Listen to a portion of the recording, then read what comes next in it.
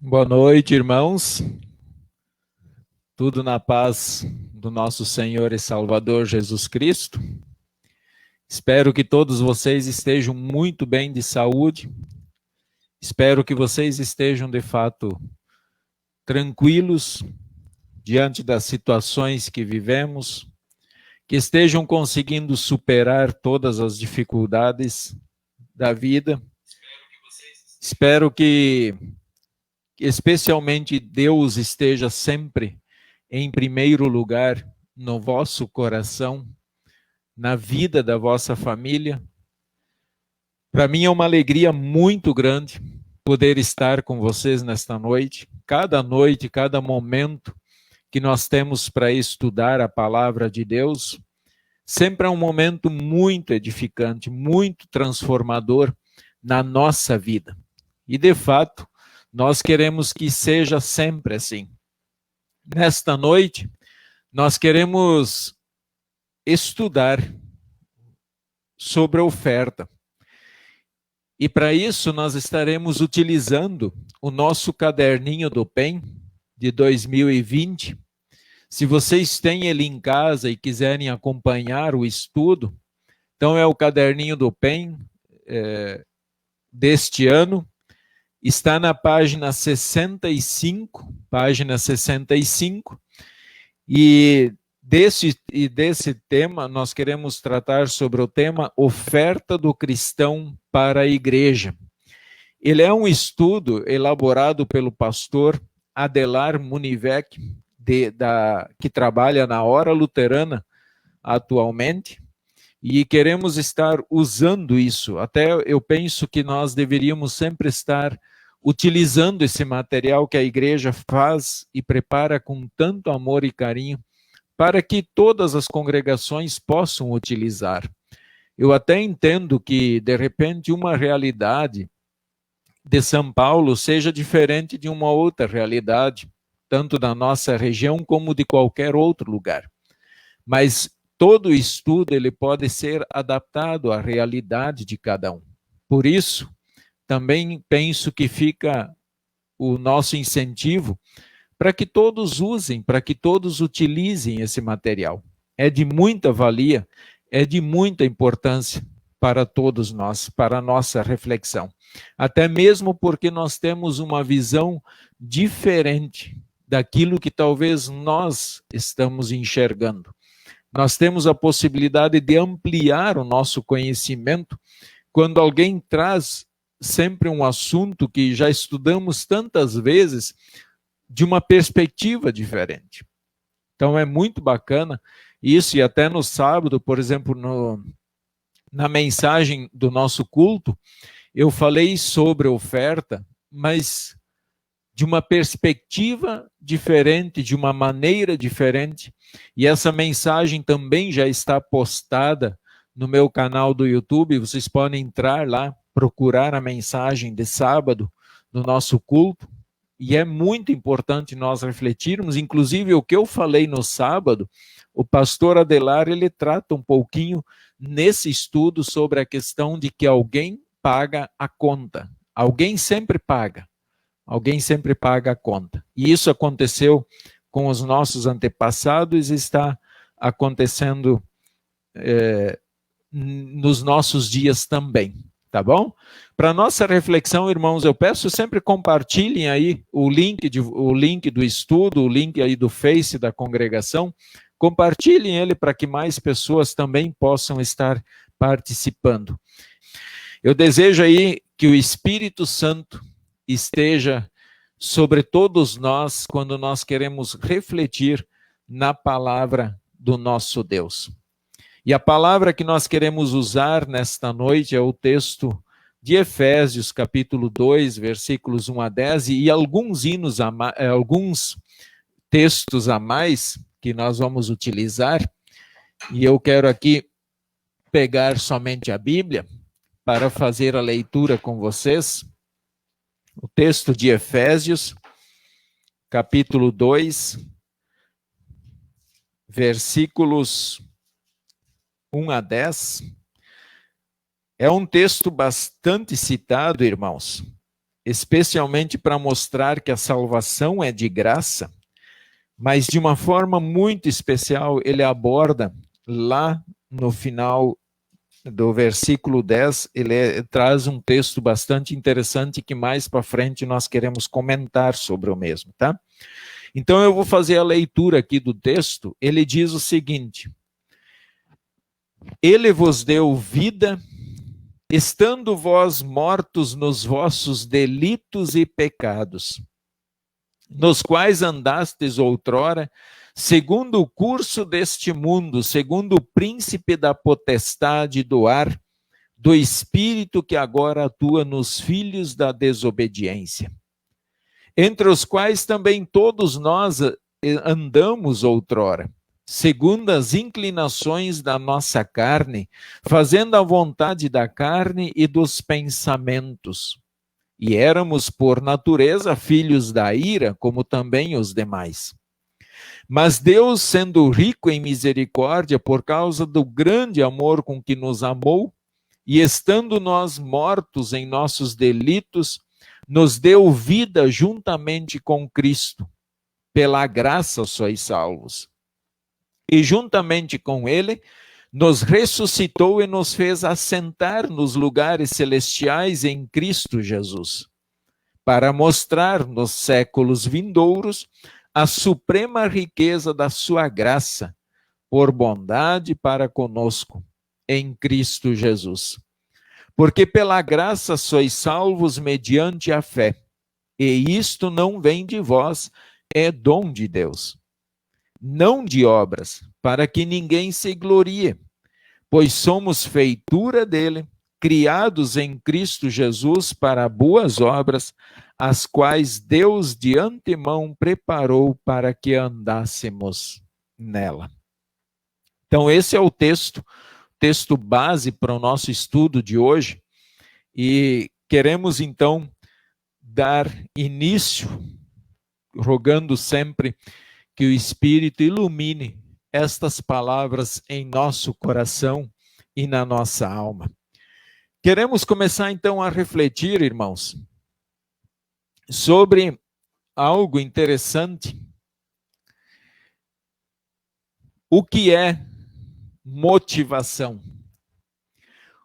Quando nós vamos fazer algo, nós temos que ter uma motivação para isso. Algo nos motiva a fazer alguma coisa. Você quer fazer algum exercício físico? Existe sempre por trás disso algo que te motiva, algo que te faz sair da inércia, sair daquele estado em que você está e se mover, se mexer adiante. Então, o que é motivação para mim e para vocês? Eu sei que cada um pode pensar, às vezes, diferente, mas eu quero que cada um pense agora. O que é motivação para você? E eu achei um slide, uma figura muito bacana, que até o Dom Bosco preparou, e eu fiz questão de deixar assim, ela como ela estava. O que é motivação? E ele escreve o motivo para a ação de cada um. Então é o motivo da ação para cada um. O que me move a ação? O que me faz, de fato, sair do meu lugar, do meu conforto, muitas vezes, para uma ação? Então, qual é o motivo? O que faz você agir? O que você colocar a mão na massa? O que faz você ir adiante? Seguir no teu caminho? Seguir para um grande alvo na tua vida? Para uma grande busca na tua vida? Então, tem alguma coisa que te motiva. Vamos pensar, por exemplo, algumas questões. Qual é a motivação para trabalhar? Por que vocês trabalham? Pensa e responda aí para mim, rapidinho aí. Por que você trabalha? olha, vai ter tanta resposta sobre isso, né? Tanta coisa para falar sobre isso. E uma delas é para ter sucesso. Alguns trabalham focando o sucesso. Eles olham para frente e buscam e querem alcançar o sucesso. E isso é uma motivação. A motivação que eles têm é de ser famoso, de alcançar o sucesso. Não necessariamente o sucesso seja ser famoso, mas significa que você quer alcançar os seus objetivos, tá? Então, alguém vai dizer, eu trabalho para alcançar sucesso.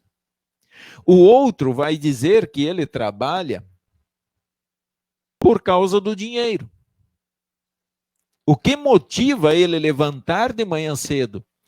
O que motiva ele trabalhar até mais tarde? O que motiva ele a trabalhar no fim de semana, a estudar dia após dia e noite após noite? É o dinheiro. É aquilo que move ele.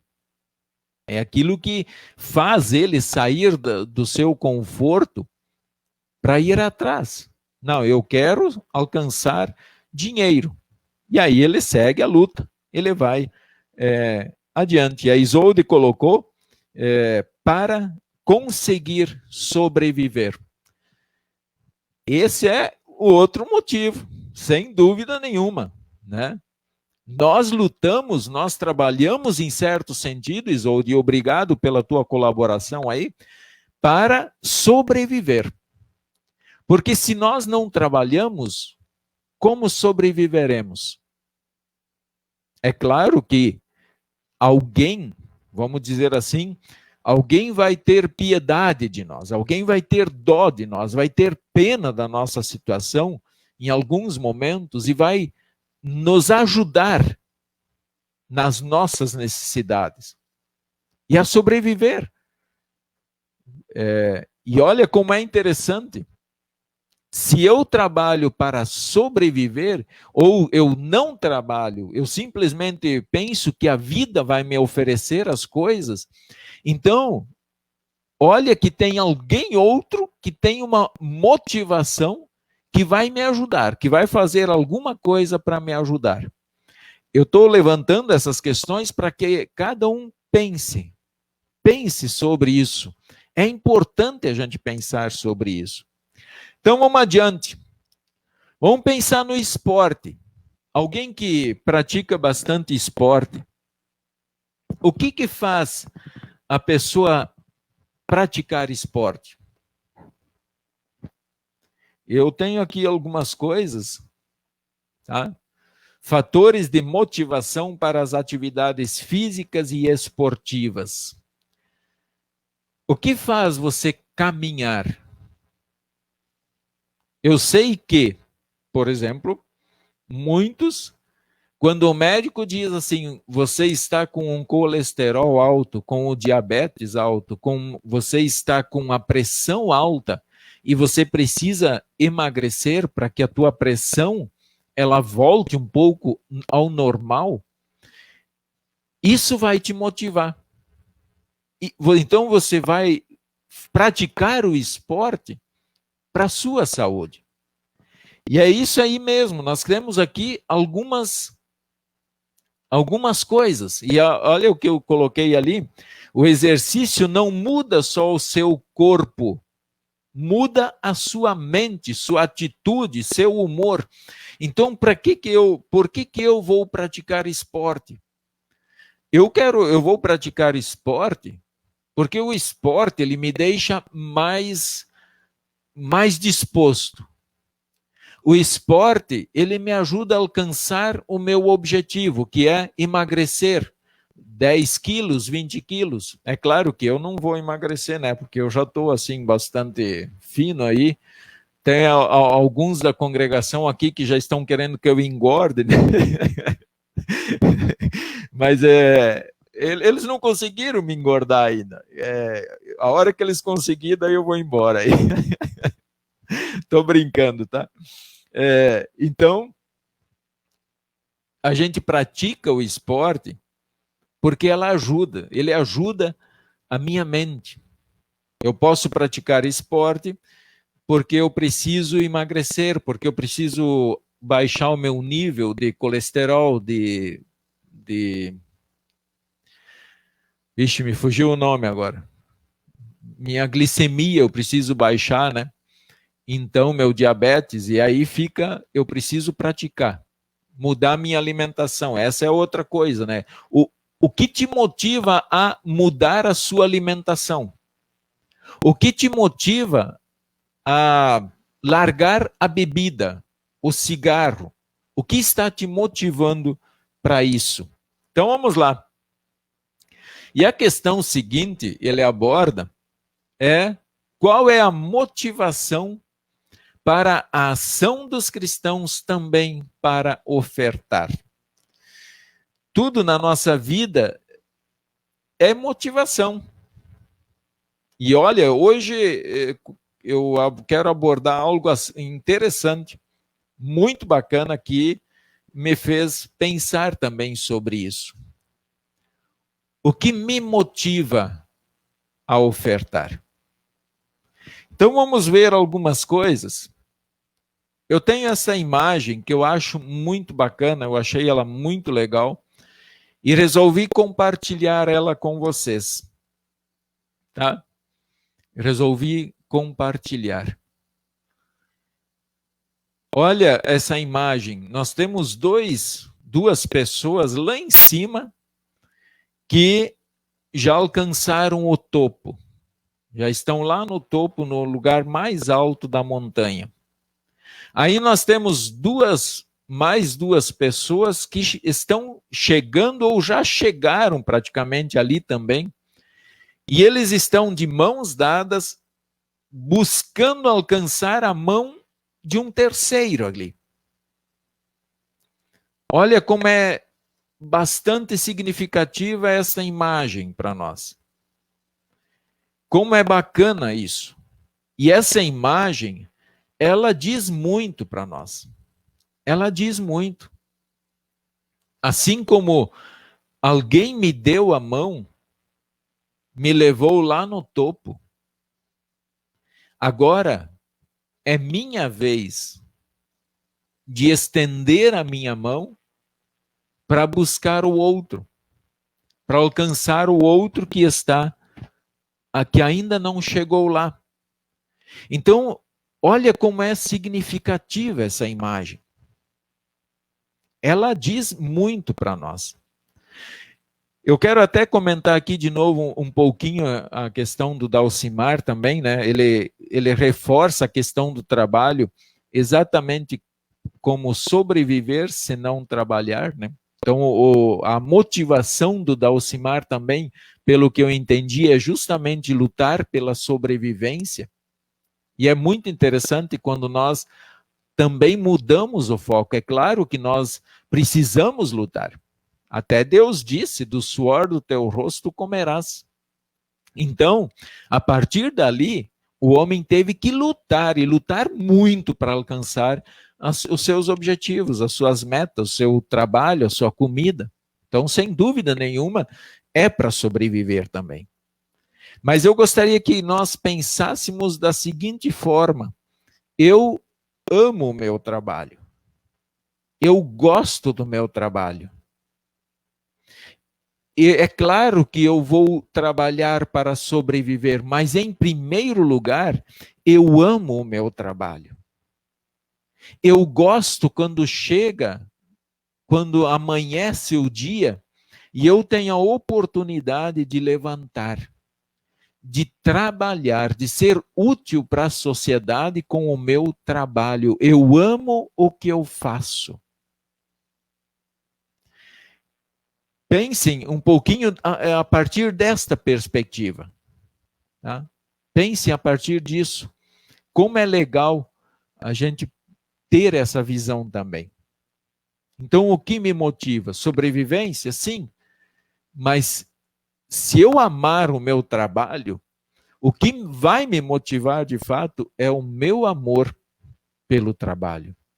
É o meu amor para ser útil para a sociedade. É isso que vai me motivar, tá?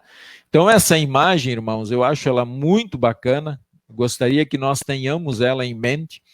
E por que eu a utilizei nesse momento? Foi justamente no sentido, como o nosso tema é oferta, então nós cristãos que já fomos alcançados pela graça de Deus, nós estamos já no topo, nós estamos na vida eterna, então agora nós vamos buscar, nós vamos estender a mão ao nosso próximo. Tá? Então o que me motiva a ofertar? Vamos adiante. Pensemos sobre a seguinte situação. Eu coloquei ali vida real, tá? Porque eu tenho certeza que muitos de vocês já viveram isso ou talvez presenciaram uma ação que até o pastor Adelar ele colocou no seu estudo. Ele diz assim, vou até ler um pedacinho só para vocês entenderem também. Voltamos do médico e a notícia é profundamente assustadora. Uma cirurgia necessária para salvar a vida do nosso filho, neto, sobrinho, afilhado, irmão, pais. E ela precisa ser realizada no máximo em 24 horas. Há um detalhe. O médico neurologista especialista na área e um dos melhores profissionais do país não atende pelo Sistema Único de Saúde, pelo SUS. Alguém sugere que entremos com recurso judicial, mas poderia não dar tempo. O que fazer? Vamos pensar até aqui, só até aqui por enquanto. Quem de vocês já presenciou isso? Quem de vocês já viveu na família de vocês uma situação de saúde que era extremamente urgente?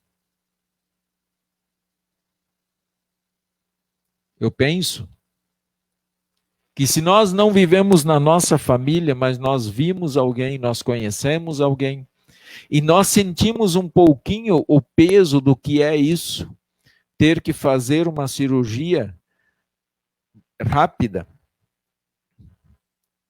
e, no entanto, não temos o dinheiro necessário. Praticamente não temos dinheiro nenhum, porque geralmente nossas economias elas são poucas e o preço da cirurgia ela pode ser muito além daquilo que nós temos guardado, né? E aí ele segue dizendo que imagine agora alguém chegar lá e dizer assim, pode deixar que eu vou pagar todo o custo da cirurgia. Não importa quanto vai custar. Eu vou pagar a cirurgia para você. Imagine a tua situação de você receber a notícia que você tanto espera. De dizer que a despesa da cirurgia seria paga por alguém. Que você não precisaria se preocupar. Que se fosse por causa do dinheiro, o seu filho, seu parente, seu familiar, ele seria salvo, porque agora já tem o dinheiro. E o médico, então, agora pode realizar a cirurgia, porque o dinheiro ele já tem. Que situação legal, né? E aí vem a grande questão, qual seria o nosso sentimento em relação a esse amigo que providenciou o pagamento dos honorários de toda a equipe médica e dos serviços hospitalares para salvar a vida do nosso filho? Que sentimento viria ao seu coração? E que sentimento já veio ao seu coração? Vamos lá, vamos analisar. Gratidão. O sentimento que vem ao nosso coração, ele é de gratidão àquela pessoa?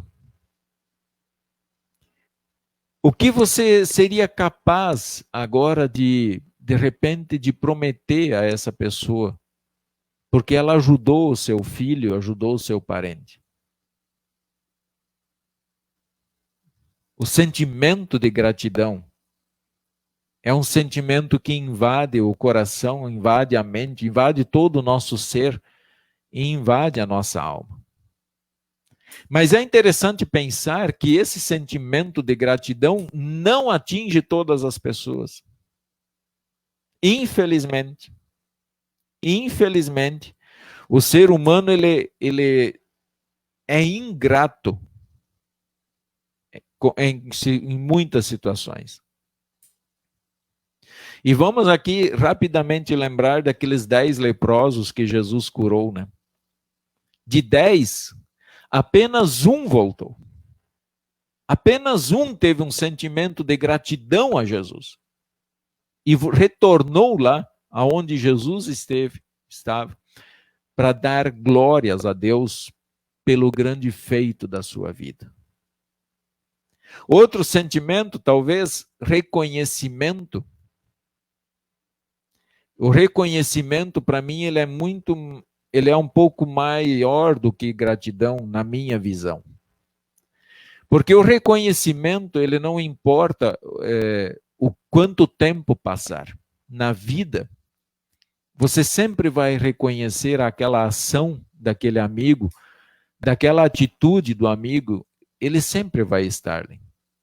Reconhecer, tendo esse sentimento de reconhecimento constante no coração de que naquele momento a pessoa estendeu a sua mão.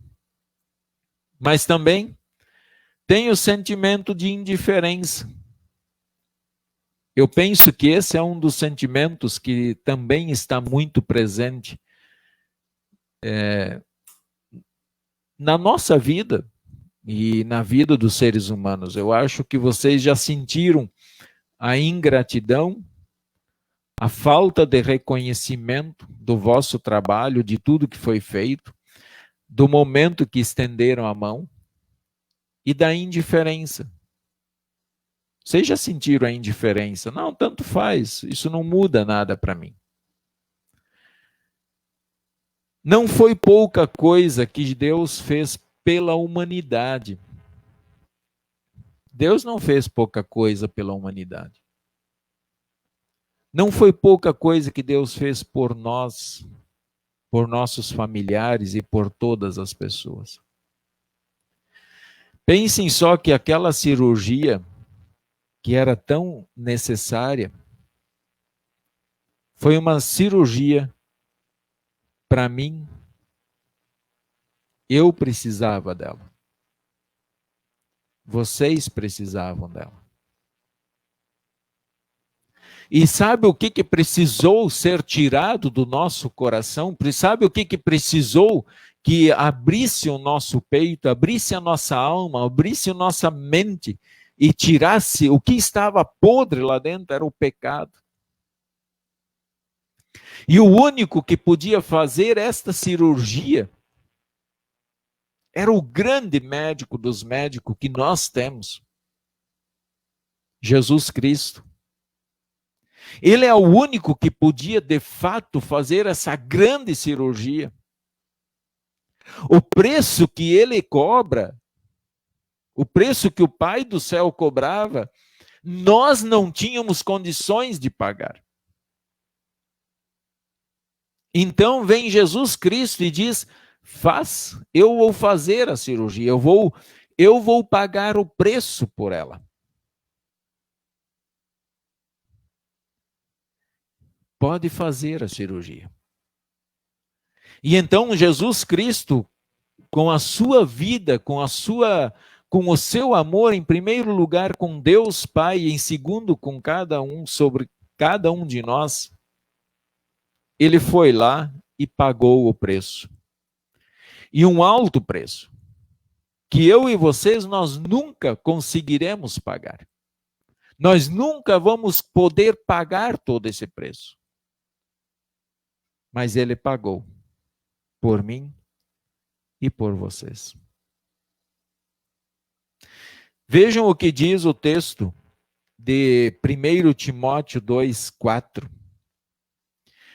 E esse texto ele diz o seguinte: o qual deseja que todos os homens sejam salvos e cheguem ao pleno conhecimento da verdade. Vejam, irmãos, como é importante nós estudarmos. Como é importante nós meditarmos na palavra de Deus com humildade, com o coração aberto e sempre buscando conhecer mais e melhor esse imenso amor que Deus teve por nós. Olha o que diz esse texto: o qual deseja que todos os homens sejam salvos e cheguem ao pleno conhecimento da verdade. Olha, aqui tem uma palavra-chave, está até ali em outra cor: deseja. A motivação de Deus de enviar Jesus é de que todos os homens conheçam e cheguem ao pleno conhecimento da verdade. É isso que motivou. É o amor por essa humanidade. É aquele desejo que arde no coração de Deus e que fez Deus abrir o céu, descer o seu filho de lá. E esse filho desejou tanto fazer a vontade do Pai, em que ele não se importou com ele mesmo. Ele seguiu a sua luta. Ele foi adiante. Foi penoso? Muito penoso. Muito difícil. Mas o mesmo desejo que o Pai tinha, ele tinha. Olha como é interessante isso na nossa vida. Já nós vamos refletir. O desejo do Pai vem para o filho. O desejo do Pai vem para o filho. Porque assim como o Pai quer que todos conhecem e a verdade, agora o filho quer. É a meta do filho também. E lembram aquela imagem aqui, eu até vou retornar um pouquinho, essa imagem, alcançar a mão, alguém alcança a mão e puxa a pessoa para que ela também alcance o topo, alcance o lugar em que nós estamos. Eu quero que olhemos de novo para essa figura, pensando que aquele que está segurando, o primeiro que segura o segundo ali, e o segundo que alcança a mão para o terceiro, ele também tem o mesmo desejo. Que o amigo chegue no topo, que ele chegue lá em cima. E retornando ao nosso texto, então, nós temos aqui essa verdade, o qual deseja que todos os homens sejam salvos. E aí vem a pergunta: este é o meu desejo também? Eu também tenho desejo, esse mesmo desejo que há no coração de Deus? Esse mesmo desejo que há no coração do Filho? Esse mesmo desejo que há no coração do Espírito Santo? Eu também tenho esse desejo de que as outras pessoas sejam também salvas. Que elas cheguem aonde nós estamos. Olha, ele diz ali, conhecimento da verdade. Mesmo que eu não sei ler, mas se eu creio, eu cheguei ao pleno conhecimento da verdade. Porque a verdade, Jesus Cristo habita em mim. Isso é legal. Isso é interessante. Então, esse desejo, ele também está presente em meu coração hoje. Eu tenho o desejo, por exemplo, que um bandido largue a mão de ser bandido.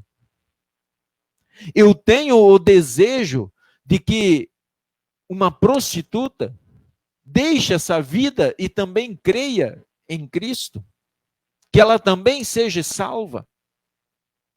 Eu tenho o desejo que um pedófilo largue dos seus pecados também e chegue ao pleno conhecimento da salvação e da vida eterna que nós temos. Eu também tenho o desejo de que todos os pais, todas as mães, todos os lares conheçam e creiam nesta verdade. Essa reflexão, para mim, ela é muito profunda. Ela é tremendamente grande. Porque quando eu alinho o meu desejo, eu estou alinhado com o desejo do Pai. E isso é muito grande. É enorme. Então, quando eu quero saber se o que Deus deseja, eu tenho que olhar para esse texto. 1 Timóteo 2,4. Quando eu me acomodo no meu lar, na minha vida, eu tenho que me perguntar: eu ainda estou com o mesmo propósito, a mesma motivação, o mesmo desejo no meu coração de que as pessoas também cheguem ao pleno conhecimento da verdade? Então, eu quero que cada um de vocês comece a pensar sobre isso, muito sério. É muito sério isso.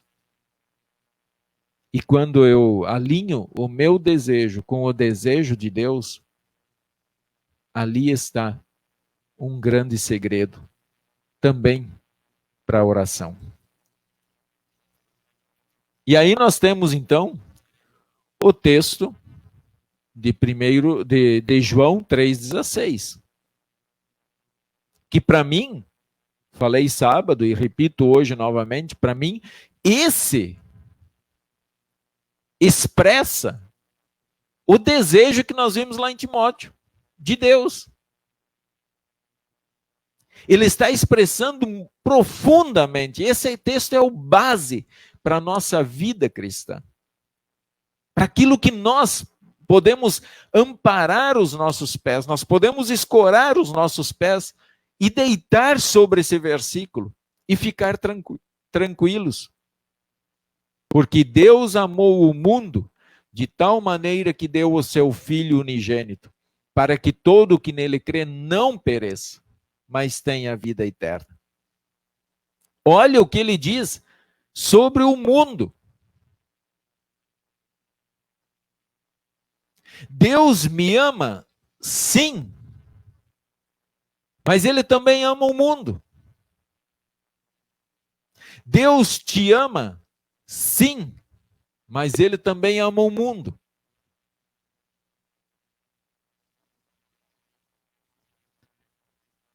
Olha como é outro pensamento muito profundo, muito forte, muito grandioso. E aqui eu quero que nós pensemos assim. O seu lar, a sua casa, onde você mora, onde você suou para limpar, para construir uma casa, para ajeitar, para deixar o mais confortável possível que vocês poderiam fazer. Não importa se na classificação dos outros a casa é pobre ou não é pobre, isso não importa. Mas eu estou olhando para ti. Eu quero que você olhe para dentro do seu coração, olhe para a sua casa, para aquilo que você construiu na sua vida. Se você tem facilidade em largar isso, não é fácil largar. Porque a gente ama aquilo que a gente constrói, aquilo que a gente cria, a gente acaba pegando um amor por aquilo. Isso não vai nos salvar. Aqui eu quero fazer a diferença. Não é que esse amor ele vai me fazer apegar tanto aquilo lá que eu vou achar que os bens me salvam. Mas nós acabamos pegando um carinho especial por aquele bem. Então não é fácil se desfazer dele. Talvez não seja fácil. Agora pensem, vamos tentar olhar com os olhos de Deus, Deus olhando para o mundo que ele criou. E ele criou do nada, com o seu imenso poder, com a sua graça, com o seu amor que é imenso, ele criou tudo. E ele ama a criação dele. Ele ama a criação dele. E aqui, Deus amou ao mundo. E ele amou tanto esse mundo, que ele não se importou em enviar o seu filho. O filho amou tanto a criação do pai, que não se importou em morrer por ela.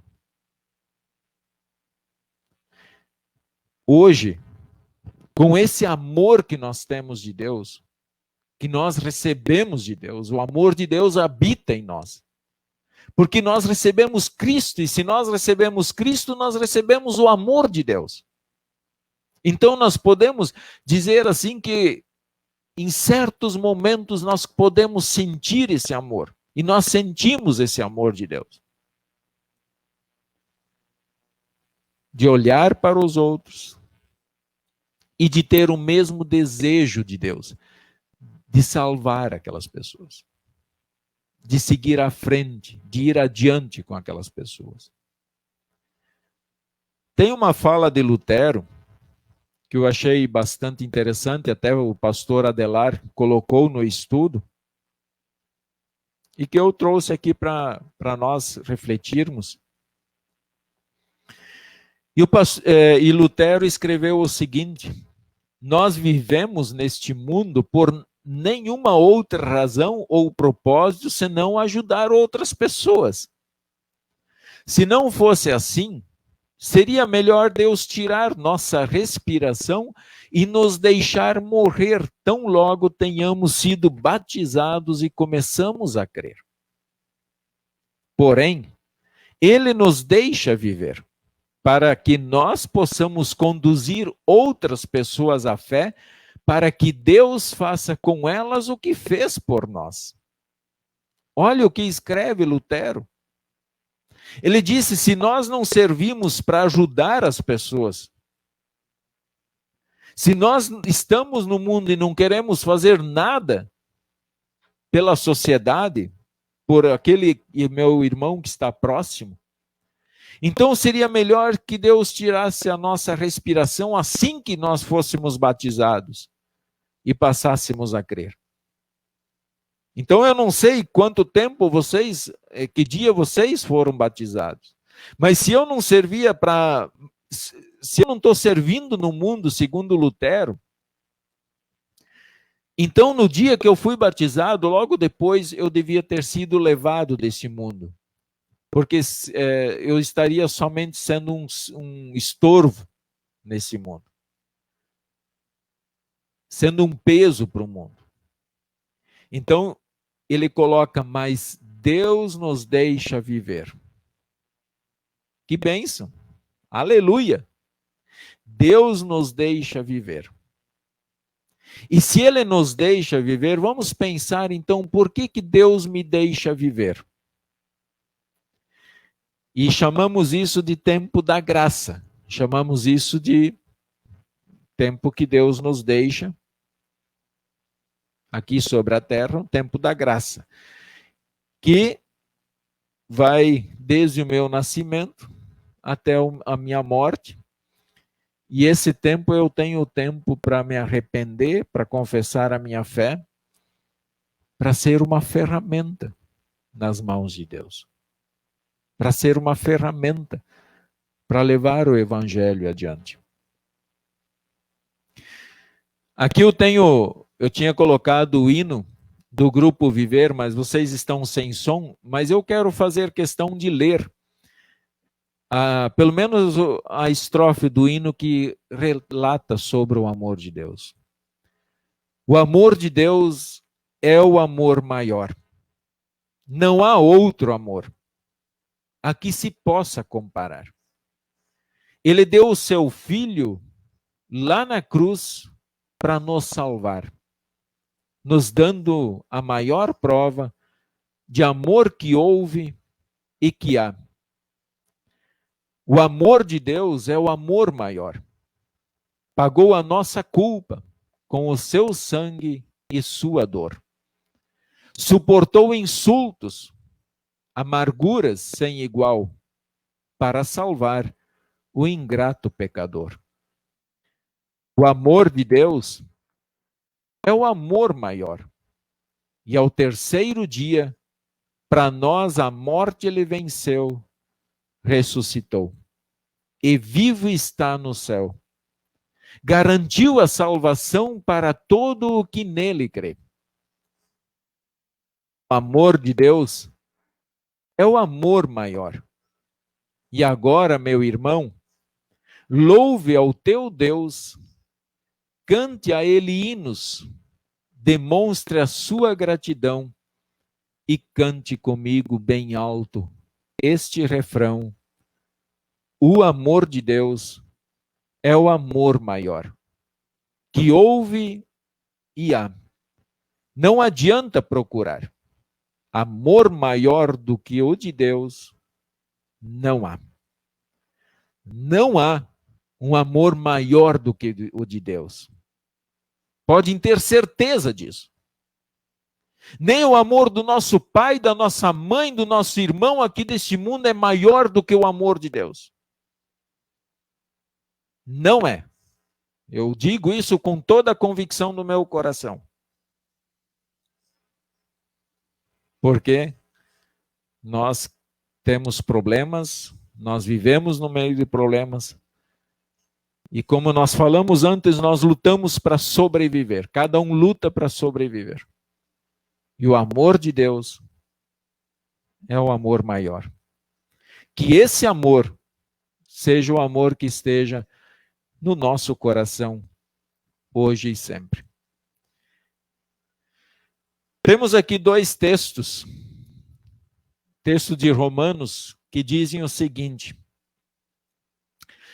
pois todos pecaram e carecem da glória de Deus, sendo justificados gratuitamente por sua graça, mediante a redenção que há em Cristo Jesus.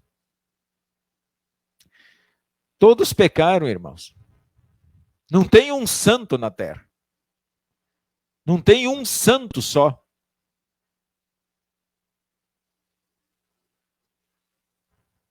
Teve alguém que disse que era mais santo do que Jesus Cristo. Mas não é.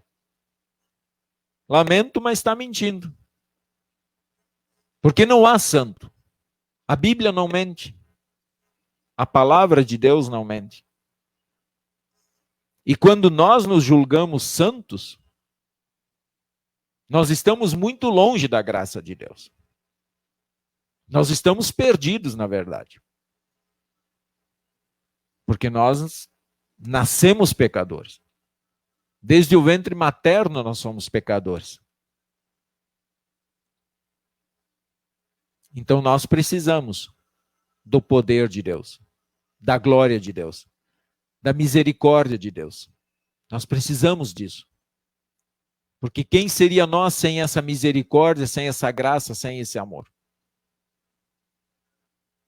Por isso, sendo justificados, ser justificado é tornado justo, tornado santo. Você não deve mais. Você não precisa mais. Porque alguém pagou a sua conta. Romanos 6:23, porque o salário do pecado é a morte, mas o dom gratuito de Deus é a vida eterna em Cristo Jesus, nosso Senhor. O salário que eu mereço pelo pecado é a morte. Não tem outro. Se eu quero receber pelo meu pecado, então eu tenho que receber a morte de Deus. E Deus não estaria sendo injusto se ele me condenasse ao inferno pelo meu pecado. E ele não estaria sendo injusto se ele acabasse com o mundo todo e cobrasse do mundo todo os seus pecados. Ele não estaria sendo injusto. Não estaria faltando amor no coração de Deus se ele fizesse isso. Mas tem um dom, tem um presente que ele coloca ali. Tem um dom. Mas o dom gratuito de Deus é a vida eterna em Cristo Jesus, o nosso Senhor. Esse é o presente. Esse é o evangelho que consola, que fortalece, que anima o nosso coração constantemente na nossa vida. Portanto, irmãos, vejam que tamanho amor Deus teve e Deus tem por mim e por vocês. Cristo pagou a nossa conta. Cristo pagou a nossa conta. Não teve aquele amigo que foi lá no hospital e pagou a conta da cirurgia? Pagou toda ela? E quantos já tiveram essa graça e essa bênção de alguém pagar a conta lá no hospital? Quantos já tiveram a graça de ter a sua conta paga, assim como eu e vocês já tivemos em Cristo? Cristo pagou a nossa conta. Porque aquela conta lá que nós deveríamos pagar era impagável por nós. Nós não tinha tempo, nós poderíamos viver 5 milhões de anos que nós não iríamos pagar essa conta. Ela é impagável por nós.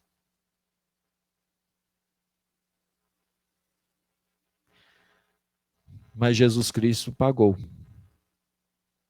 Jesus Cristo,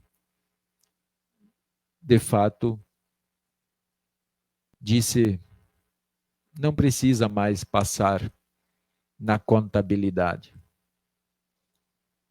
Eu acertei a sua conta lá. Não precisa mais vender teus bens, não precisa mais doar o teu sangue, não precisa mais dar tua vida, porque o que você tem não paga a conta. Mas eu paguei. Eu fui lá e acertei. Eu acertei a tua conta e acertei a conta do mundo todo. Então, assim como eu estou falando para você agora, que a sua conta eu paguei, você está livre dela, agora vai lá, vai e conte. Conte para os outros que a conta deles também está paga. Diga para eles que eles não precisam mais se martirizar. Que eles não precisam mais pensar em comprar a salvação eterna pelas obras, pelo patrimônio, pela conta gorda do banco. Não precisam mais. Isso não vale nada. Isso não paga a conta. Então segue. Segue a tua vida. Olha para frente.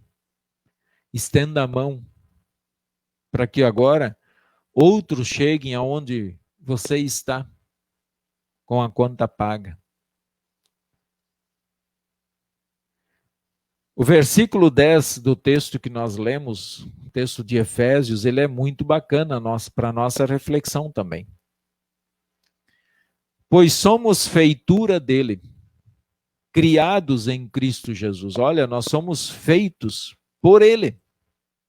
Por ele quem?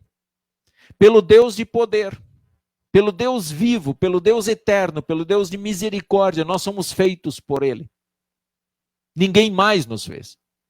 Se nós estamos vivos é porque ele permitiu que estivéssemos vivos. Criados em Cristo Jesus, olha, nós já fomos criados por meio de Cristo. E significa que Cristo já existia com Deus e o Espírito Santo lá na eternidade, antes dele nos criar. Deus Pai nos criou por meio de Cristo, porque Cristo já estava ali e ele sabia da grande missão que esse filho teria. Então nós fomos criados em Cristo Jesus para boas obras. Aqui nós temos um desejo de Deus também. Que o seu povo, que os seus filhos, que aquele que teve a conta paga, que ele agora também faça boas obras. Que ele viva a sua fé. Que ele não fique de braços cruzados enquanto milhares de pessoas estão aí perdidas e caminhando ao inferno. Ele não quer isso. Então nós fomos criados por Deus para boas obras, as quais Deus de antemão preparou para que andássemos nelas. Quais são essas boas obras? Vida consagrada a Deus em primeiro lugar, amor a Deus acima de tudo, amor ao próximo, administrar bem os bens que nós temos, administrar de uma forma que o outro também seja beneficiado por aquela grande bênção que Deus nos deu, por aquele dom, por aquela mensagem maravilhosa da salvação que Ele nos deu. Deus nos fez portadores dessa mensagem. Nós somos um vaso fraco, um vaso de barro, um vaso que pode de uma hora para outra adoecer, que pode morrer, que pode quebrar, que pode acontecer muitas coisas. Nós somos um vaso fraco mesmo, mas que carrega a maior e melhor mensagem que o mundo pode ter. De que Cristo pagou a nossa conta. O que nós então podemos fazer? E aí vem algumas coisas importantes aí que o pastor Adelar colocou no estudo, que eu quero ressaltar. Ele colocou, bom, nós precisamos, e é fundamental que nós lembremos, que Deus é o dono de todas as coisas. Olha, Deus é o dono. Nós, na verdade, deveríamos até mudar o linguajar, de repente, do patrimônio que nós temos. O mundo não é nosso. O mundo não é de uma pessoa. O mundo é do mundo. O mundo é das pessoas. Deus criou e colocou as pessoas ali no mundo para viverem, para sobreviverem, para ajudarem-se mutuamente, para administrar aquilo que eles têm. Então, jamais o mundo vai ser, nem a minha vida é minha. Porque se Deus fizer isso aqui, ó, se Deus der um estralo de dedo, se Deus chamar o meu nome lá em cima, eu simplesmente vou. Eu nem posso contestar Deus. Eu nem posso dizer, me deixa mais, me deixa mais. Eu até posso, mas dificilmente eu vou convencer o coração de Deus. Deus é o dono da vida de cada um. E nós somos o que então? Eu já usei o termo. Somos apenas administradores. Apenas administramos aquilo que Deus nos deu. Então eu vou perguntar, administrar o quê? Vamos olhar para um mendigo, para uma pessoa que não tem aparentemente nada para administrar, não tem patrimônio. Mas mesmo assim ele é um administrador. Ele administra a sua vida. Ele pode estar administrando mal. Mas ele é um administrador. Por isso que o versículo anterior, ele disse que nós fomos criados para boas obras. Então, para nós administrarmos isso de forma correta, de uma forma que agrade a Deus. E a palavra de Deus, de fato, ela nos dá uma orientação muito interessante de como podemos administrar tudo que nós somos, tudo que nós temos. Falar um pouquinho dos dons. Alguém pode ter um dom muito especial e que não usa, não quer usar na igreja. Vamos imaginar aí um professor de escola dominical. De repente, uma pessoa tem um dom especial para trabalhar com a escola dominical, mas ela decide que ela não quer. Então, aquele dom que Deus deu a ela, ela está deixando de lado. E ela vai perder esse dom. Ela vai perder. Pode ter certeza disso. Lembro no evangelho do final de semana, quando o administrador infiel, com medo do dono, foi lá e escondeu as moedas, em vez de aplicar e ganhar mais. E então o dono disse assim: infiel, empregado infiel, pois agora tire o que ele tem, tire o pouco que ele tem e dê àquele que tem mais. Então, se nós temos um dom e não o usamos, ele vai ser tirado. Pode ter certeza que ele vai ser tirado. E mais tarde podemos nos arrepender disso. Alguém que tem um dom para ser tesoureiro de uma congregação e não o usa, simplesmente não quer se envolver, ele pode perder esse dom. Louvores, testemunho de fé, alguém que trabalha muito bem lá fora, em algum campo, e simplesmente não quer fazer, nós estamos administrando mal, nós temos que ser honestos. Nós estamos administrando mal o nosso tempo, a nossa vida, os nossos dons. Quando eu simplesmente como demais, quando eu só como por esporte, ou como para não perder o costume, exagero, e aí pode haver problemas de saúde, mas eu não consigo me controlar. É claro que às vezes a gente não consegue se controlar por uma série de fatores, ansiedade, depressão, ou às vezes tem alguma outra coisa. Mas se não for por isso, e eu simplesmente abuso, eu estou cometendo um pecado, eu estou administrando mal a minha saúde. Se eu bebo demais, a igreja não vai proibir você de beber. Mas quando a bebida passa a ser um problema na minha vida, quando ela começa a afetar a minha vida social, começa a afetar o meu trabalho, começa a estragar certas coisas que estão boas, então eu estou administrando mal isso aí. Eu preciso reaprender a administrar novamente. Então nós precisamos, de fato, olhar para tudo isso e dizer: eu sou administrador. Eu administro a minha fé. De que forma eu posso administrar a minha fé? Com devoções, com estudos bíblicos. Eu administro a minha fé participando dos cultos, participando da ceia, onde eu estou dando a oportunidade de Deus, Espírito Santo, trabalhar o meu coração, fortalecer, para me manter na fé. Então, se eu não abandonar esses 3 meios, palavra, batismo e santa ceia, eu posso ter absoluta certeza que eu vou morrer nessa fé. Por quê? Porque eu estou administrando a minha fé. É Deus quem fortalece, mas eu estou administrando ela. Deus me deu ela, e agora com a condição e a capacidade do Espírito Santo, eu tenho condições de administrar essa fé.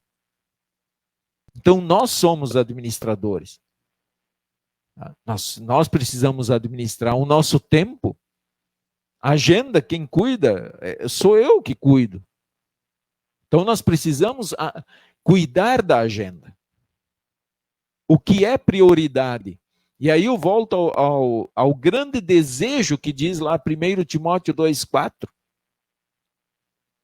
O desejo de Deus é que todos cheguem ao pleno conhecimento da verdade. Isso é uma prioridade de Deus. Isso é o que está colocado acima, é o maior desejo de Deus. Que todos o conheçam e cheguem ao pleno conhecimento da verdade. E na minha vida, como cristão, qual é a minha prioridade? O que eu estou disposto a fazer para que mais pessoas, para que os meus irmãos também cheguem ao pleno conhecimento da verdade?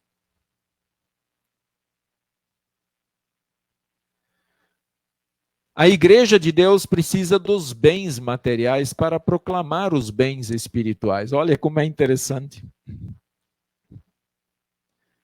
Deus não precisa do meu dinheiro. Eu não oferto. A minha oferta que eu coloco todo mês no prato, Deus não vai fazer ela subir para o céu, porque Ele está precisando do dinheiro lá no céu. Ele não precisa. Até, inclusive, esse dinheiro é dele, nem é meu. Ele só deu para eu administrar. E como eu estou administrando esse dinheiro, então?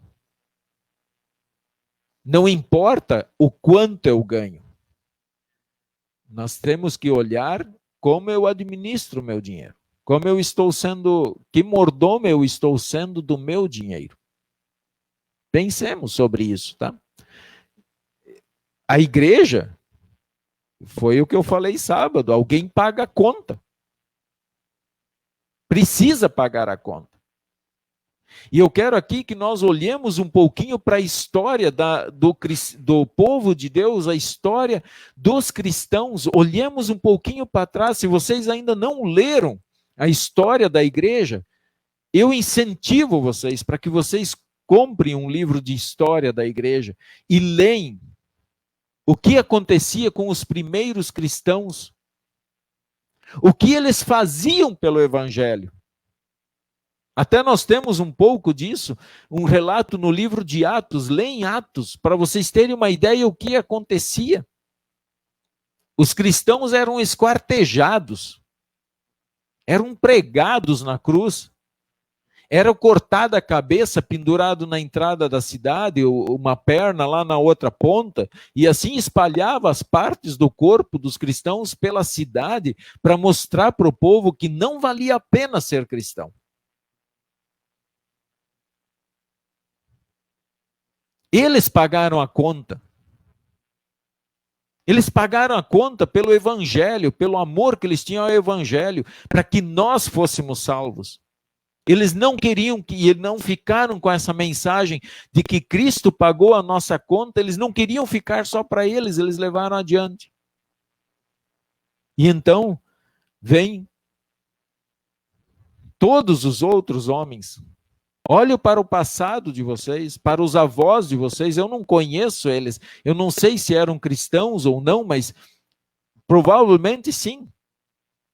Quantos avós, quantos pais trabalharam, suaram, eu vou falar aqui dos fundadores da Congregação Concórdia, que contam que carregaram caminhões de pedra, no sol, na chuva, no calor miserável que tinha. Mas foram dedicados, foram consagrados, eles pagaram a conta para que o evangelho chegasse até nós. Hoje a igreja está nas nossas mãos, o patrimônio nós recebemos pronto, mas ele custa. Ele custa. A igreja não consegue ir lá no posto abastecer e dizer Deus te pague. Se eu fizer isso eu vou ir preso. Vou ser chamado de caloteiro. Então não tem. Alguém precisa pagar a conta. E os cristãos são convidados a pagar a conta. E isso é um privilégio. É um privilégio. Por quê? Porque nós podemos levar para frente, mesmo que o mundo não reconheça isso, mesmo que o mundo te condene por isso. Mas nós sabemos que o mundo precisa dessa mensagem do evangelho, dessa mensagem de que Cristo pagou a conta por nós. E nós precisamos disso. Pensemos. A igreja precisa dos bens materiais para proclamar os bens espirituais. Pense sobre isso. Quarto ponto, um grande desafio é amarmos mais o doador das dádivas do que as dádivas. Então nós amamos, eu tenho um celular, assim como vocês têm também, né? Nós temos muitas coisas. Isso é um presente, isso é uma dádiva, nós compramos, mas conseguimos comprar, conseguimos pagar, isso é um privilégio. Mas nós não podemos amar mais esse celular do que o Criador, do que Deus. Nós não podemos amar as coisas do mundo, o que foi criado por Deus, mais do que a Deus. Ali está o problema. O problema não é o dinheiro. O problema é o amor ao dinheiro. É a motivação, entendeu? É aquilo que me motiva. Então, ali o que me motiva a querer milhões e milhões é o amor que eu tenho ao dinheiro, muitas vezes.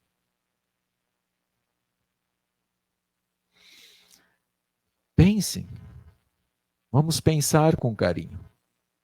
Nós precisamos refletir sobre isso.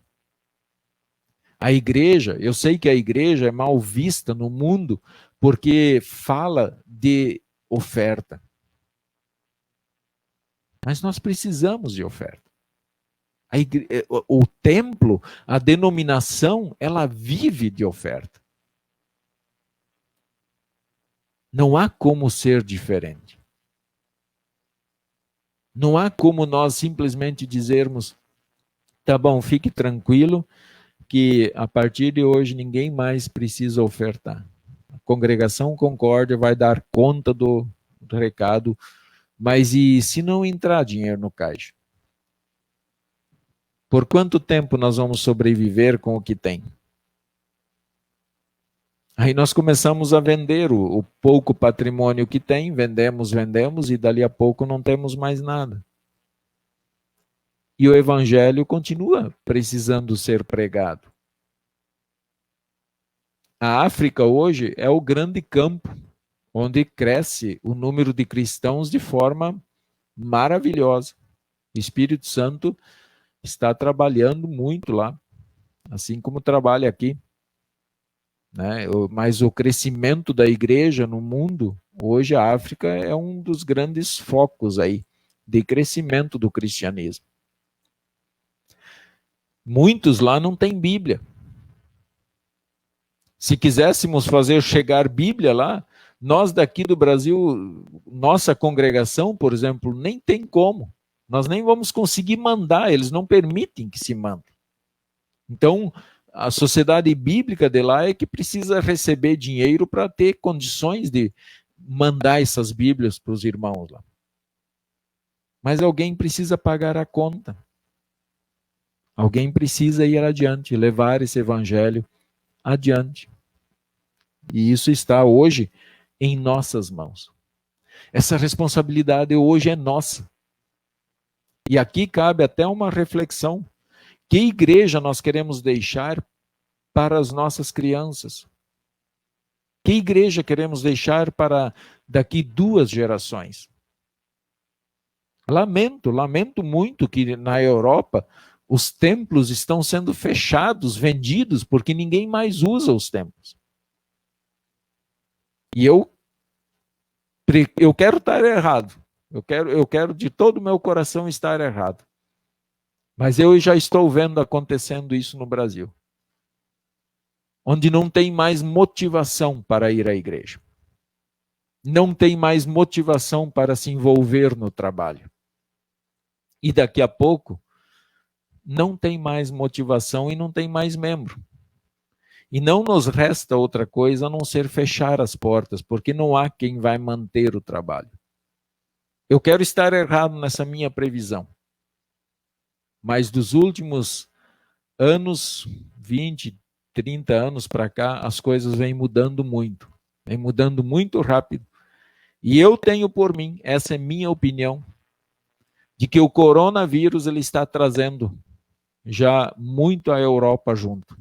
Muito da Europa já está vindo junto com o coronavírus. Tá? Então pensemos, nós precisamos amar mais o doador, que é Deus. e menos as dádivas. Não podemos amar esse mundo, não podemos amar essas coisas que são materiais.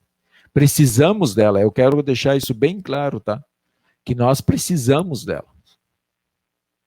Os bens materiais, eles nos ajudam muito, favorecem a nossa vida, e isso é uma bênção de Deus também. Deus criou isso que existe para nosso deleite, para nos servir. Mas nós não podemos colocar o nosso coração ali.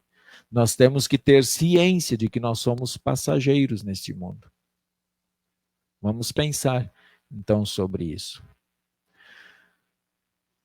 Irmãos, então esse é o nosso estudo desta noite. Queremos, assim, que de fato todos nós pensemos sobre essa situação da oferta. Decida a sua oferta. Ela é importante. E você pode ter certeza que Deus já te abençoou muito. Deus já nos abençoou muito e ainda irá nos abençoar com uma oferta dedicada, uma oferta consagrada ao nosso Deus. Deus ama quem dá com alegria. Tá? Deus ama, de fato, quem dá com alegria. Que Deus assim esteja nos guiando e nos cuidando, nos abençoando. Eu quero fazer nesse momento uma oração, tá? Uma oração, pedindo que Deus sempre nos dê o mesmo desejo que Ele tem no coração. Querido Deus, nós também nos colocamos diante de Ti. Te agradecemos porque o desejo que o Senhor tinha de que todos cheguem ao pleno conhecimento da verdade, nós somos uma prova disso. Porque o Espírito Santo, a tua fé, a fé salvadora chegou ao nosso coração. Agora, Pai, permita e nos dê sabedoria, que nós tenhamos essa sabedoria de também ter o mesmo desejo que o Senhor tem. Que a nossa prioridade da vida seja também de que os outros cheguem ao pleno conhecimento da verdade.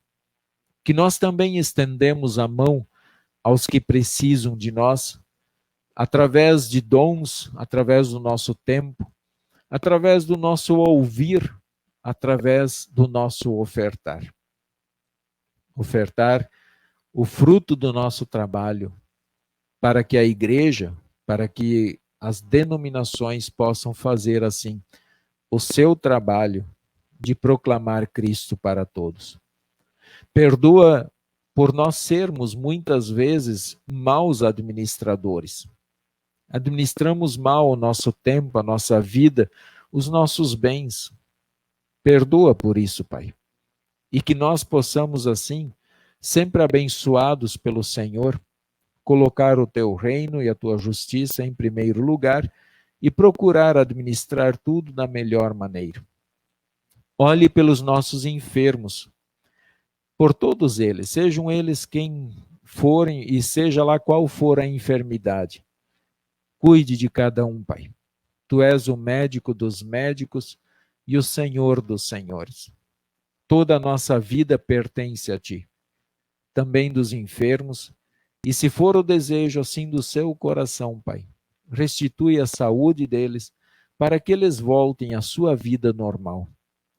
Abençoa o lar de todos que estão participando desse estudo. Que os pais, eles possam de fato amar-se mutuamente, que o pai e a mãe se amem como esposo e esposa. E esse amor seja visível aos filhos também.